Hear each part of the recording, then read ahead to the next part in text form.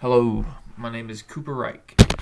This is my water crisis project. It takes place in Israel. And so the country I chose was Israel. And what is it? Israel is the country in the Middle East along the Mediterranean Sea. The neighboring countries consist of Lebanon, Syria, Egypt, and Jordan. Now, if you look to the right, I kind of annotated on a map. You see the black circle outlines Israel. And I highlighted the surrounding countries such as Egypt, Jordan, Lebanon, and Syria. Now, Israel is approximately 290 miles long and 85 miles across at its widest point. And to put that in perspective, that's about around the time it takes maybe to go to the beach and back. And so kind of puts in perspective how big the United States is compared to Israel. Now, the climate in Israel is very warm. We'll be getting a lot of sunshine in the rainy season, while the rainy season on average ranges about 20 to 30 inches. Now, that's pretty important later on, but right now, 20 to 30 inches is really not that much when it comes to rain.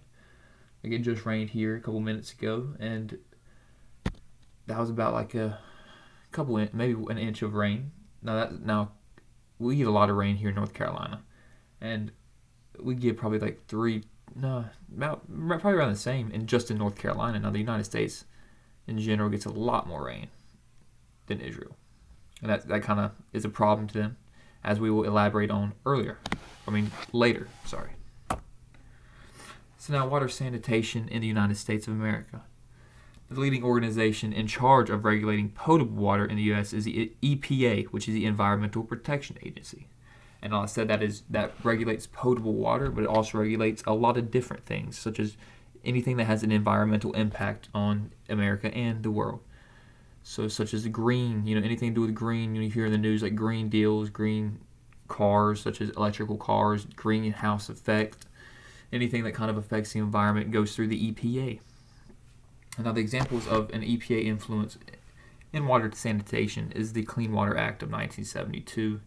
This act made sure the quality of the water puts a standard to the quality of the water in the United States. It really made it to where the U.S. is seen as one of the leading places when it comes to quality of water, as I will elaborate on later on. But that is just one example. Another example is the SDWA, which is Safe Drinking Water Act. And if you look over to the right, the SDWA is further elaborated on, such as like public water. Now, you use SDWA, Safe Drinking Water Act. See, it's the Safe Drinking Water Act. So the name kind of explains it. The act was put in to try to regulate how safe the drinking water was. And there was multiple different viruses and diseases you can get from drinking water that is contaminated. This kind of made sure that did not happen in a majority of the places in America. And under that is the SWTRs, which is Surface Water Treatment Rules. Now, this was more of a attack on the diseases and other type of stuff that's in surface water. So it kind of put rules on what you do when it comes to regulating like the water on the surface of the planet. Like there's like the water in fresh waters, anything like that. Make sure we go through water treatment plants to take away all the diseases and other things that might contaminate them. Now you look over to CWA. There's wastewater management. We have spills. So that's the Clean Water Act, by the way. There's like oil spills and other things that affect the environment, such as I think about a decade ago or maybe a couple years back, there was a big oil spill in the Gulf, and that obviously is allowed. This act allows us to enforce the rule, which means they can go punish the people that did that, which was one of the really leading oil companies. I do not know. I'm sorry, but that is very important. Now, water sanitation in Israel. Now, if you look to the right, there is a pretty nice image I found online, and it shows kind of desalination. Sorry, but it's a very rudimentary image, but it kind of puts the idea of it forward. You see, there's heat in the bottom, boiling the water that is very salty, and so once you boil that, the fresh water goes up, and it condenses, and then it drains out, which results in very clean water to drink. But you get a very small amount due to all the salt that's in there. So it's not really that efficient. But in countries where they're lacking in water, such as Israel, it is very important because it gives them a lot of water that is needed. But anyway, Israel is currently going through a countrywide water shortage, and as a result is trying to move to more creative, conservative means of producing water. So they are very conservative with their water usage. But they rely on stuff such as desalination, which is, they live beside the Mediterranean Sea, or people in Israel in general live beside the Mediterranean Sea, and so they can use that as a water source. Or they have a lot of different lakes and stuff in Israel that it's kind of salty, and so they have to take the water and turn it into fresh water that is safe to drink. But that, and then wastewater reclamation, which is basically the recyclement of non-potable water and turning into potable water. And so they put a lot of stress on a lot of creative different ideas that can just be used to get water.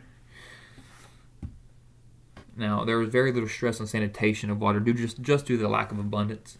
They don't have that much water, and so they can't really stress sanitation because they can't do that. Because if they did that, they wouldn't have any water to drink in general.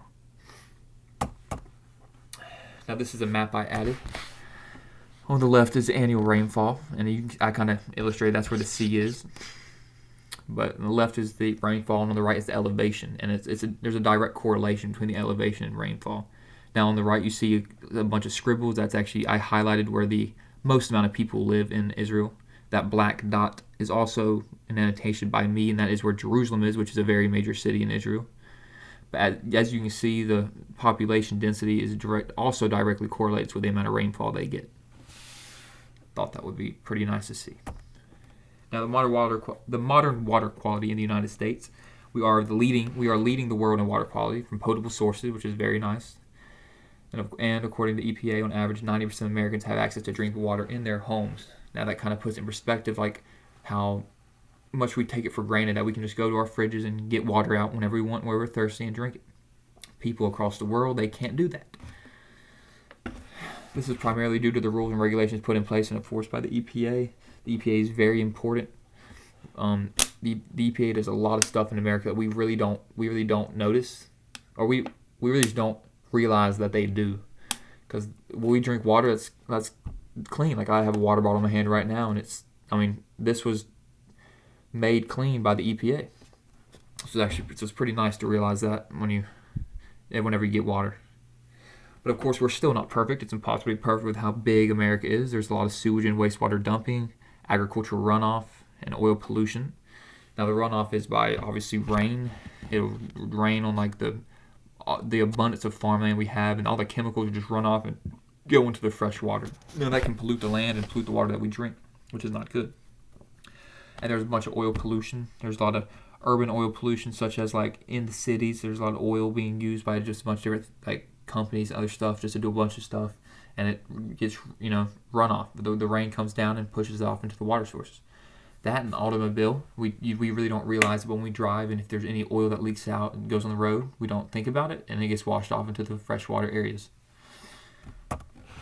Now, Israel's situation, they have current water conditions. They have three primary sources of potable water in Israel. There's the coastal aquifer, the Mount Aquifer, and Lake Kinneret. These are the three main places. There are some other places they can get water from, but those are the three main ones.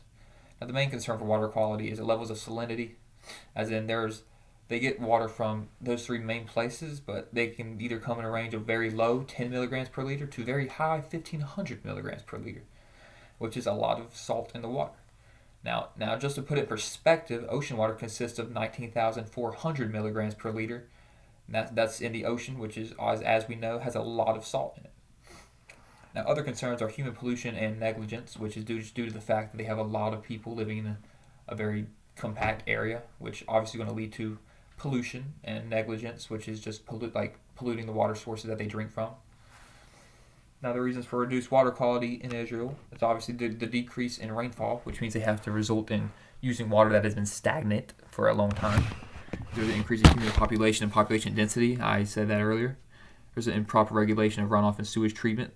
There's just so much people, and they don't have the EPA, which is very nice in America, but they don't regulate as much as we do the runoff and sewage treatment. There's overuse of natural resources as well, which does contribute to the water quality in Israel. Now, the effects of reduced water quality in the United States, there's otitis externa, which is a swimmer's ear. It's basically when bacteria gets into your ear and can cause not a disease, but can cause your ear to have some issues. There's norovirus infections, giardiasis, cryptosporidosis. Now, all four of these things account for 95% of waterborne diseases in America, which is a lot. Now, most of those are to do with diarrhea, as most waterborne diseases go through your intestinal tract, which does lead to diarrhea. Now, the effects of waterborne disease can be traced back to a variety of illnesses, so not just diarrhea, they can also lead to very severe neurological and gastrointestinal illnesses, which is not good, and so that just makes you realize you need to actually watch where you swim and drink from. They're also indirectly responsible for skin problems and bloodstream infections. That is in America. In Israel, there was a large number of waterborne diseases between 1975 and 1985 when they didn't have that much water regulation. And there was cholera and a bunch of deadly diseases, and a lot of people died. This was mainly due to the community-wide spread of diseases because they shared water sources, and when one person gets infected and they infect the water source, every person in the community gets infected. And so it was very hard to stop it because they have to drink water to live, and if the water's infected, then so be it, you have to drink it. Anyway, infections and disease caused by bacteria, protozoa, viruses, and parasites in Israel. They don't have, obviously, the EPA, and so they couldn't regulate or clean the water that they drink, and so a lot of people end up getting sick from that. Now, some possible solutions to water quality concerns in the United States is increased water conservation efforts, which would be just to conserve water and to reuse as much as possible, which could lead to the quality rising. Increased environmental awareness from the general population. This can be done through, different nonprofit organizations. You can do the media to just kind of tell people hey, you need to be more aware of your environment, the water that you drink. Treatment of wastewater, so you can treat the wastewater and maybe turn it into potable water, which can be used for drinking. You need to recycle water so you don't waste it. We need to also find alternatives using certain agricultural chemicals because, in farmlands, if we find more green materials that do not affect the environment when ran off into the water, which would be amazing considering just how much pollution is had yearly due to runoff of agricultural chemicals that are used in farming, such as fertilizers and stuff that go into the water. Now in Israel, what they could do is allocate water to areas lacking in natural rainwater. So conserve water, and not only just conserve water, but use that water and spread it around the country to people that do not get rainwater, like we saw down south, and actually in Israel, they get like 1 to 100 inch rainwater ever, and so they need to get water, and so just to allocate water to areas that actually need it would be very important. There would be the wastewater management, like I said earlier, to recycle water and to make efforts to bring awareness to human impact on water sources so the people that are living, they know the effect that they have on their environment, which would be good because they would hopefully stop polluting the environment. Now this is a disease in America. It's called cryptosporidosis. Now it is also in Israel, but is more prevalent in America. It is an infection that primarily causes diarrhea, as I said earlier. There's the diagram on the right can kind of be seen. You can kind of see the path it takes when it goes to stuff like that. Crypto also has a unique trait that it has an outer shell. We use chlorine to clean a lot of our water sources here in America, and crypto has an outer shell, which means it can actually ward off chlorine and survive and still infect you. So it is a very hard to kill disease, and this is also the most common cause of waterborne disease in America. Cholera is a diarrheal infection caused by the ingestion of food or water infected with a bacterium Vibrio cholera. It's a very ancient disease that it's actually very famous. It was in the Middle Ages and just throughout history. It's been very deadly, and a lot of people have died from it. It can lead to mild to severe symptoms that include extreme diarrhea and severe dehydration, which can be lethal. And now the reason why it's so deadly is because it's extremely easy to spread because it does not show symptoms up to 10 days after contracting it. So you can spread it for 10 days without anyone realizing you have it. This is very deadly, and it is prevalent in Israel because they don't have, obviously, the EPA, like I said earlier, to clean their water systems. And so they can get this and spread it very easily before they die. And that is it for my crisis project. Thank you, and have a good summer.